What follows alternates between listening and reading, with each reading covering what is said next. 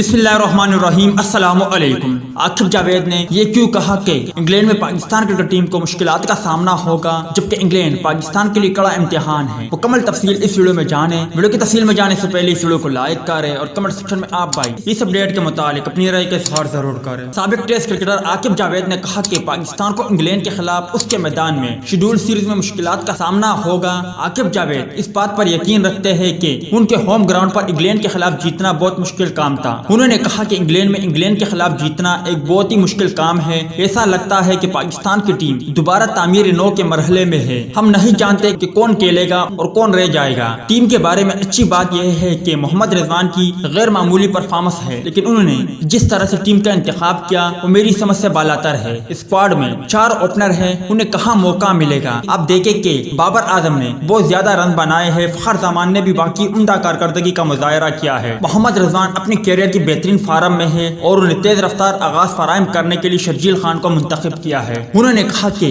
अब इन 4 बल्लेबाजों को कहाँ खिलाना है। मैंने उन्हें फखर जमान को नंबर 4 पर खिलाते देखा है। वहाँ क्या मंसूबा बंदी है। क्या पाकिस्तान में कोई भी इन नंबर पर बैटिंग करना नहीं जानता है। आपको एक ऐसी टीम तश्कील देनी होती है जहाँ आपके पास लाइनअप में हर पोजीशन के लिए एक से ज्यादा खिलाड़ी मौजूद हो। मुझे लगता है कि आइंदा मैचों में हमें बैटिंग का एक बहुत ही हैरत अंगेज नजारा देखने को मिलेगा। अब आप भाई बेहतर तौर पर मुझे कमेंट सेक्शन में बता सकते हो कि आकिब जावेद की इस बात से आप इत्तेफाक रखते हो। क्या 4 ओपनर को नहीं खिलाने चाहिए थे। इस हवाले से कमेंट सेक्शन आपके कमेंट्स का मुंतजर रहेगा।